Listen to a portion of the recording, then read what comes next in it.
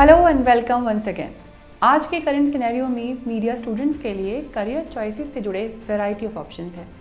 Print, electronics, internet and film media provide them with a plethora of options. लेकिन आप कोई सा भी मीडिया प्लेटफॉर्म चुनें, मीडिया में अपने लिए कोई सा भी रोल चुनें, मीडिया लॉज और एथिक्स की बेसिक जानकारी उतनी ही ज़रूरी है जितना अपने अधिकारों के बारे में जानना।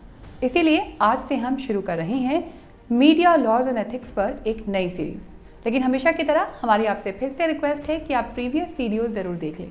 और अगर आप प्रीवियस वीडियोस देख चुके हैं तो बिना वक्त ज़ाया के शुरू करते हैं आज का topic. Media laws and ethics, ये दोनों वर्ड्स आपको अक्सर एक साथ नज़र आते हैं। इसीलिए शायद बहुत से लोगों को लगता है कि इन दोनों लफ्ज़ों का मतलब लगभग एक ही है, लेकिन ऐसा नहीं है। इन दोनों वर्ड्स में डिफरेंस है और इनकी अपनी अपनी अहमियत है।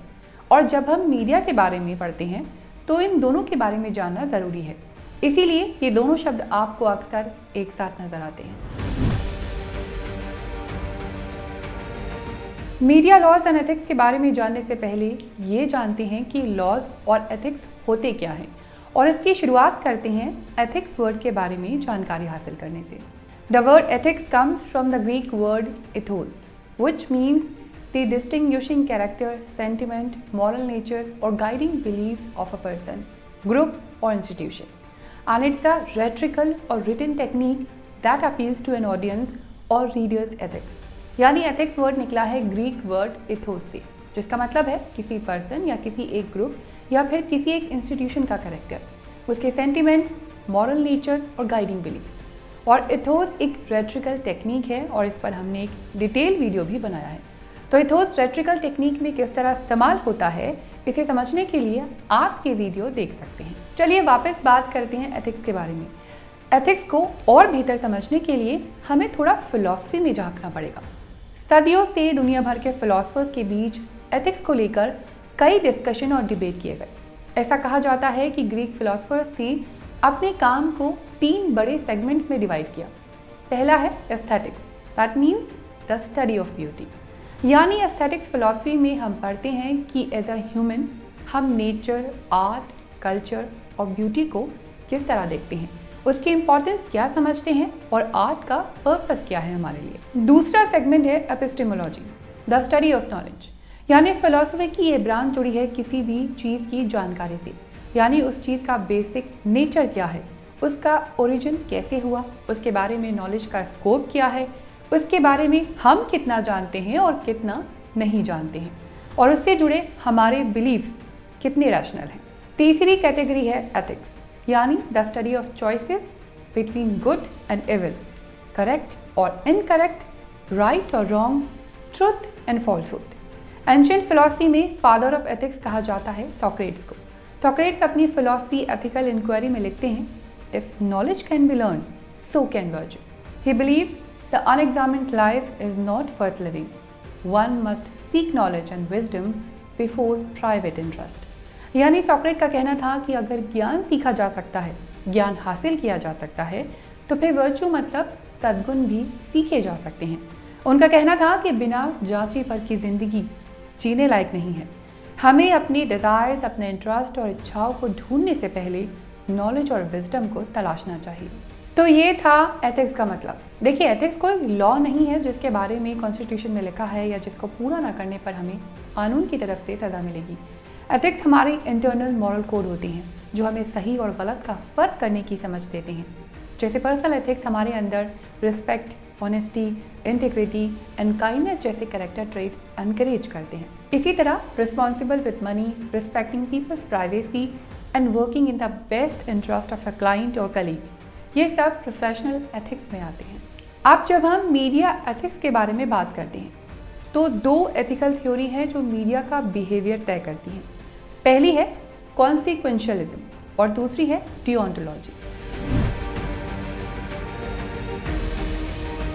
The consequentialism theory holds that the ethical value of an action should be judged on its consequences. Therefore all actions should be thoroughly considered in terms of their possible outcomes before being executed. यानी कॉन्सिक्वेंशियलिज्म theory के according किसी भी action की ethical value इस बात पर depend करती है कि उस एक्शन का आउटकम क्या होने वाला है। इसीलिए कोई भी डिसीजन लेने से पहले, कोई भी एक्शन लेने से पहले इस बात पर गौर करना ज़रूरी है कि उस एक्शन का रिजल्ट या आउटकम क्या होने वाला है। Deontology focuses on a person's duty as a means to determine appropriate action. Deontology को कर्तव्य का विज्ञान कहते हैं।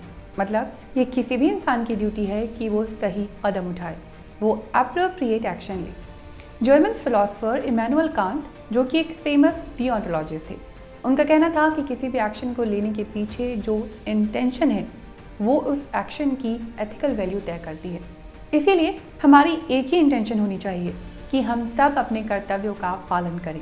जैसे कि हमारी इंटेंशन है कि हम एक्यूरेट इन्फॉर्मेशन आसान तरीके से आप तक पहुंचा सकें। प्रेस काउंसिल ऑफ इंडिया ने principle of journal ethics publish किए थे, जिन्हें जस्टिस पीबी सावंत ने 1995 में अपडेट किया। इन प्रिंसिपल्स के कुछ एस्पेक्ट्स को हम डिस्कस कर रहे हैं। यानी जर्नलिस्ट को एक्यूरेसी और फेयरनेस का ध्यान रखना चाहिए। इसीलिए मीडिया को गलत, बेसलेस, मिसलीडिंग यानी कि कंफ्यूज करने वाले और ग्रेसलेस मटेरियल को पब्लिश करने या दिखाने से बचना चाहिए। किसी भी न्यूज़ या मटेरियल को पब्लिश करना या दिखाने से पहले उसका वेरिफिकेशन करना ज़रूरी है, ताकि उस न्यूज़ की ऑथेंटिसिटी और एक्यूरेसी को चेक किया जा सके। शॉर्ट में कहें तो किसी भी अफवाह को फैलाने से मीडिया को बचना चाहिए। यानी जर्नलिस्ट को किसी भी इंडिविजुअल या ऑर्गेनाइजेशन के खिलाफ कुछ भी ऐसा लिखने या दिखाने से बचना चाहिए जो उस पर्सन या ऑर्गेनाइजेशन को डिफेम करता हो। कोई भी ऐसी न्यूज़ दिखाने से पहले मीडिया के पास सब्सटेंशियल एविडेंस होनी चाहिए। यानी किसी भी ऑर्गेनाइजेशन या पर्सन के खिलाफ लिखने से पहले मीडिया के पास ठोस सबूत होने चाहिए और सफिशिएंट रीज़न होने चाहिए कि जनता के लिए ये खबर जानना कितना ज़रूरी है। इंट्रूजन और invasion of the privacy of individual is not permissible unless outweigh by genuine public interest. यानी किसी भी पर्सन की पर्सनल लाइफ, चाहे वो कोई पब्लिक फिगर हो, उसकी प्राइवेसी को इन्वेड करना मीडिया एथिक्स के खिलाफ है। किसी की भी पर्सनल लाइफ के बारे में कुछ भी लिखते वक्त या दिखाते वक्त मीडिया को ये ध्यान रखना चाहिए कि उस न्यूज़ को दिखाने के लिए इनफ एविडेंस हो कि वो कितनी सही है और उसके बारे में पब्लिक को बताना कितना ज़रूरी है।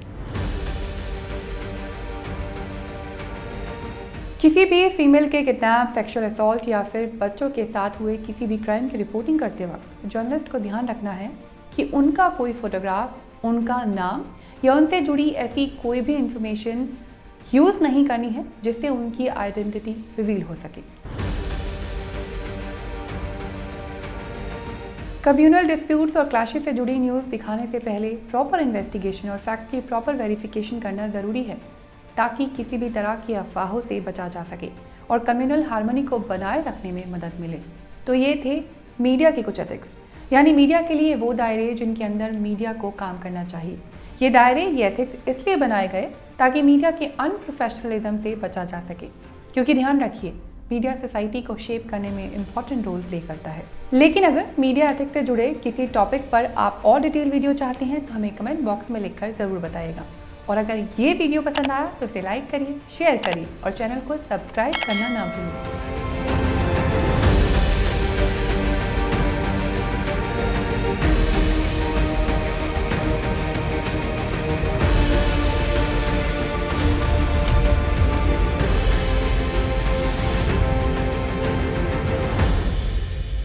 अगर आप जर्नलिज्म और मास कम्युनिकेशन का कोर्स कर रहे हैं या इस सब्जेक्ट से जुड़े किसी भी एंट्रेंस एग्जाम की तैयारी कर रहे हैं, या फिर आप जर्नलिज्म और मास कम्युनिकेशन के बारे में जानकारी चाहते हैं, या फिर आपको भी किताबों के पन्ने पलटते ही नींद आ जाती है, आपके साथ भी एग्जाम से पहले लास्ट नाइट फुल फाइट वाली बात होती है, तो यकीन मानिए आपको इन वीडियोज़ के जरिए काफ़ी हेल्प मिल सकती है।